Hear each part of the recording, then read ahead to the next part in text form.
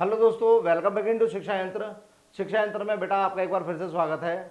आज हम पढ़ेंगे मेटल्स, नॉन मेटल्स और मेटलॉइड्स के बारे में। ये क्या होते हैं, ये कहाँ से आए, क्या था, देखते हैं। आपको मैंने पढ़ाया था कि मेटल जो होता है, मेटल को जब हम छांटते हैं केमिकली तो वो दो ग्रुप में बढ़ता है, एक प्योर और एक बढ़ता है इम्प्योर। फिर मैंने आपको पढ़ाया था कि प्योर जो होता है उसको दो ग्रुप में हम बांट सकते हैं, जो लास्ट वीडियो में मैंने आपको पढ़ाया भी था, एलिमेंट और कंपाउंड, जिसके ऊपर मैंने एक छोटी सी वीडियो बनाने की कोशिश की। एलिमेंट को अगर मैं फर्दरली डिवाइड करता हूं तो वो तीन ग्रुप में बढ़ जाता है, और वो ग्रुप कौन कौन से होते हैं? मेटल, नॉन मेटल और सीमी मेटल या मेटलॉइड्स। ठीक है ना, मेटलॉइड्स। इस तरह से हम यहां पर आज के वीडियो में कवर करेंगे। जब आपको एलिमेंट और कंपाउंड के बारे में पता लग जाता है तो मेटल, नॉन मेटल और मेटलॉइड्स की प्रॉपर्टीज क्या होती है यहां। चलिए आइए बेटा वीडियो में पढ़ते हैं, देखते हैं। हमारे पास आप देखेंगे मेटल्स के बारे में। सबसे पहले मेटल्स क्या होते हैं? मेटल के पास में कुछ बेसिक प्रॉपर्टी होती है। हमारे पूर्वज लोगों ने सबसे पहले एलिमेंट को जब छाटा था तो इसी विधि को यूज किया था। मेटल में वो जो मेटल जो होते हैं वो लस्टरस होते हैं, यानी उनमें चमक होती है। दे हैव शाइनिंग अपीयरेंस, उनमें अपनी नेचुरल चमक होती है। आप देखेंगे लोहे को, तो जब वो इनिशियल अपनी प्रारंभिक अवस्था में होता है, इनिशियल स्टेज पर होता है, तो उसके अंदर भी चमक होती है। वो जंग लगने की वजह से उसका वो धुंधलापन आ जाता है। पीतल हुआ, या फिर अगर आप पीतल को छोड़ देते हैं तो अगर आप कॉपर को देखेंगे तो वो भी क्या होता है, अंदर से रेडिश रेडिश अपीयरेंस का होता है। कुछ समय बाद वो ब्लैकिश अपीयरेंस का हो जाता है, उसके ऊपर कालापन आ जाता है। चांदी को भी आप देखते हो कि धीरे धीरे वो क्या करती है, काली पड़ जाती है वो, पर उसमें लॉजिकली देखें, हम साइंटिफिकली देखें तो उसमें हरापन सा आता है। तो ये जो शाइनिंग सरफेस होते हैं ये क्या होते हैं, बाद में जाके कोरोड हो जाते हैं, यानी ऑक्सीजन से, ह्यूमिडिटी से रिएक्शन करने के बाद अपने ऊपर दूसरी सतह बना लेते हैं, इसलिए इनकी चमक अंदर दब जाती है। अगर आप उनको घिसोगे तो अंदर से फिर से चमकीले निकलेंगे। इससे क्लियर होता है कि मेटल्स जो होते हैं वो उनके पास अपनी नेचुरल चमक होती है, शाइनी अपीयरेंस होता है। जो नॉन मेटल्स होते हैं, उन नॉन मेटल्स के पास में, अधातुओं के पास में क्या होता है, चमक अपनी नहीं होती, वो पॉलिश्ड होते हैं। एक दो नॉन मेटल्स को हम छोड़ देते हो, ठीक है ना। चलिए आगे बढ़ते हैं। जैसे कि आपने यहां देखा, ये आपको नॉन मेटल के, मतलब मैंने आपको इसको ज्यादा डिस्क्रिप्शन इसलिए नहीं दिया क्योंकि काफी लोग ऑब्जेक्ट कर देंगे। सोनरस, इसका मतलब ध्वनि उत्पन्न करने वाले होते हैं metals. Make a ringing sound when we strike them, जब हम उनको क्या करेंगे, स्ट्राइक करेंगे, ठोकेंगे, बजाएंगे, तो उनके अंदर से एक आवाज निकलेगी। आगे जैसे घंटियों के अंदर में होता है, घंटी जो होती है वो उनको बजाने से आवाज, ध्वनि उत्पन्न होती है। आगे देखेंगे डक्टाइल होते हैं।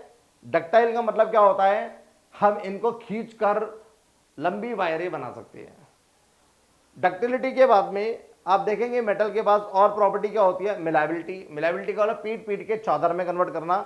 जैसे कि आपने देखा होगा मिठाइयों पर वर्क लगते हैं, वो जो चांदी का वर्क लगाते हैं, ठीक है ना, या फिर आप मंदिरों में भी देखते होंगे तो वो हनुमान जी या फिर मूर्तियों पर भी वर्क लगाया जाता है, तो वो वर्क वो पीट पीट के चादर में कन्वर्ट किया जाता है। चलिए ठीक है, आगे देखते हैं। मिलाबिलिटी के बाद में अब यहाँ इनको बीट करके या एल्यूमिनियम फॉयल का बनना, वो सब चीजें ऐसे यही रहता है। आगे देखेंगे मिलाबिलिटी के बाद में good conductor of heat and electricity, यानी मेटल जो होते हैं वो आसानी से हीट को भी ट्रांसफर कर सकते हैं और इलेक्ट्रिसिटी को भी ट्रांसफर कर सकते हैं। इसीलिए आपने देखा होगा खाना पकाने के जो बर्तन होते हैं वो धातुओं के बनाए जाते हैं। धातुओं को बनाने के पीछे कारण क्या होता है कि वो जो बर्नर जहां से हीट आ रही है वो उस हीट को पार करके खाने तक पहुंचा देंगे। बर्तन है, अंदर खाना है, उसको पकना है, हीट नीचे चल रही है तो ये ट्रांसफर करेगा जब भी। तो अगर वो ट्रांसफर नहीं करेगा तो फिर उस पर रखे रखो आप, पकेगा ही नहीं खाना। तो इसलिए ये गुड कंडक्टर भी होते हैं हीट। चलिए हीट भी और इलेक्ट्रिसिटी भी, allow heat and electricity to pass through them easily. आगे मेटल्स की प्रॉपर्टीज के बाद में silver metal is the best conductor of heat, ये भी आपने पॉइंट नोट करना है। आगे आएंगे, आप देखेंगे the cooking utensils and water boilers etcetera are usually made up of copper and aluminium metals, ठीक है ना। ये भी आपको पॉइंट टू भी एडेड हो गया, नोटिस हो गया। आगे आएंगे हार्ड मेटल्स जो होते हैं वो जनरली हार्ड होते हैं, जैसे आयरन, कॉपर और एल्यूमिनियम। ये सॉफ्ट नहीं होते, ऐसा नहीं है कि पकड़ने के बाद अपना शेप चेंज कर लेते हैं। अच्छा, आगे strong and have high tensile strength, यानी टेंसाइल स्ट्रेंथ की अगर मैं बात करूं तो इसका मतलब होता है एक वो स्ट्रेंथ, हम इसको जब खींचते हैं तो खींचने के बाद में, या फिर आपने देखा होगा कि जब हम कुछ चीज होती है ना, अगर मैं इस पेन के साथ में अगर ज्यादा जबरदस्ती करूंगा तो टूट जाएगा, पर कुछ चीज ऐसी होती है, आपने देखा होगा आयरन के रॉड्स होते हैं या जो, वो क्या करते हैं, वो टूटते नहीं है, टूटने से पहले क्या मुड़ जाते हैं। तो यानी उनके पास में प्रेशर को दोनों तरफ से झेलने की क्या होती है, बेयरिंग कैपेसिटी क्या होती है, ज्यादा होती है, जिसको हम क्या बोल देते हैं, टेंसाइल स्ट्रेंथ बोल दिया करते हैं। Iron metal is used in the construction of bridges, इसीलिए इनसे ब्रिज बनाए जाते हैं कि जिससे क्या है कि ये जो ब्रिज है वो टूटने से पहले क्या करे, लचक जाए। लचकने से क्या होगा, हमें एक तो उसके फॉल्ट का पता लग जाएगा, और टूटने से कंपैरेटिवली कम नुकसान होगा, क्योंकि हम फिर जब उसका फॉल्ट हमें पता लगेगा तो हम उसे मेकओवर कर सकते हैं। इसीलिए ब्रिजेस को किसका, टेंसाइल स्ट्रेंथ जिसकी अच्छी होती है उस मटेरियल से बनाने की कोशिश की जाती है। रेलवे लाइंस, व्हीकल्स, ट्रेन, ये सब चीजें इसी की बनती है, मेटल्स की ही बनती है, ठीक है ना। आगे अगर आप देखेंगे, वही आ गया ना यहां पर कि ये बिना टूटे क्या कर सकते हैं, ज्यादा वेट को बियर कर सकते हैं। आगे देखेंगे, हमारे पास में मेटल्स के बारे में जानकारी पूरी हो गई है। जनरली क्या होते हैं, ये सॉलिड होते हैं मेटल्स, ठीक है ना। मेटल्स जनरली क्या होते हैं, सॉलिड होते हैं, एक को छोड़कर, ठीक है ना। ये रूम टेम्परेचर पर सॉलिड होते हैं, एक को छोड़कर। एक वो कौन सा है जो सॉलिड नहीं होता, ढूंढकर मुझे कमेंट सेक्शन में बताएं। चलिए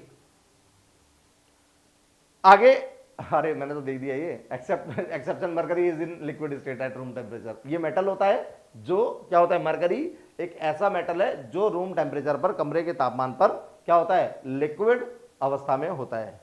उसी तरीके से इनकी डेंसिटी, इनका घनत्व जो होता है वो हाई होता है, यानी ये कम मात्रा में भी ज्यादा वजन रखते हैं, अपने कम आयतन में, कम वॉल्यूम में भी ज्यादा वजन रखने की क्षमता रखते हैं। आगे आएंगे, देखेंगे सोडियम और पोटेशियम मेटल्स जो होते हैं उनकी डेंसिटी लो होती है, उल्टा हो गया, ठीक है ना। मेटल्स जो होते हैं वो सबकी हाई डेंसिटी होती है, पर ये सोडियम और पोटेशियम ऐसे मेटल्स हैं जिनकी डेंसिटी क्या होती है, लो होती है। आगे देखेंगे हमारे पास और क्या अवस्था है। अब नॉन मेटल्स का ये फास्ट ट्रैक मोड पे पढ़ लेंगे हम। इनका अपीयरेंस डल होता है, इनके पास पॉलिश करनी पड़ती है, सिर्फ आयोडीन को छोड़कर। आयोडीन क्या है हमारे पास, आयोडीन एक ऐसा नॉन मेटल है जिसके पास अपनी खुद की चमक होती है। और नेक्स्ट प्रॉपर्टी देखेंगे, ये नॉन सोनरस होते हैं, इनके पास आवाज नहीं होती।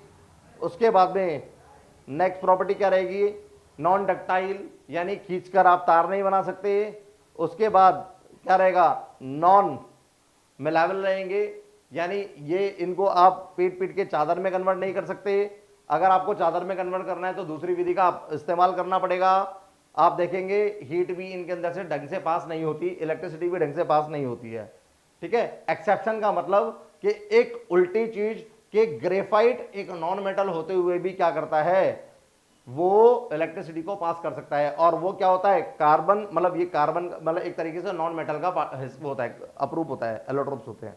आगे आएंगे, ये जनरली सॉफ्ट होते हैं, ठीक है ना।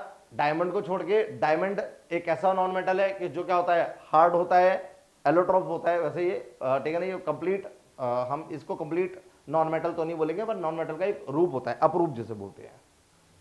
उसके बाद इनकी टेंसाइल स्ट्रेंथ भी कम होती है, यानी ज्यादा लोड डालने पर ये टूट जाते हैं, ये लचकते नहीं है। आगे उसके बाद देखेंगे, नॉन मेटल्स में भी सॉलिड, लिक्विड और गैसेस एट रूम टेम्परेचर, ये तीनों अवस्था में पाए जाते हैं।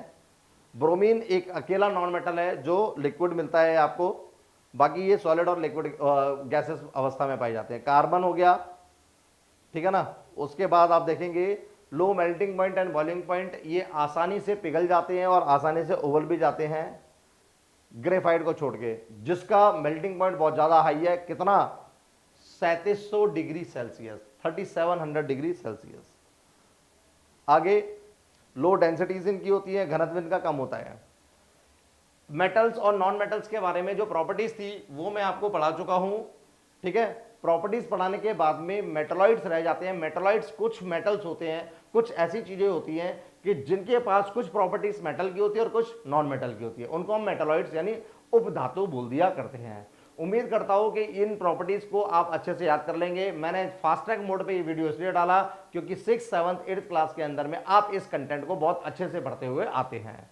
ये 9th क्लास का एक पार्ट था, वीडियो डालना जरूरी था, इसलिए मैंने इसको फास्ट ट्रैक मोड पे कवर करने की कोशिश की है। अगर आपको डिटेल वीडियोस चाहिए तो हमें बूस्ट करते रहें, हमें आप कमेंट सेक्शन में लिखते रहें, मैं इनको और डिटेल वीडियोस में लेकर आ जाऊंगा।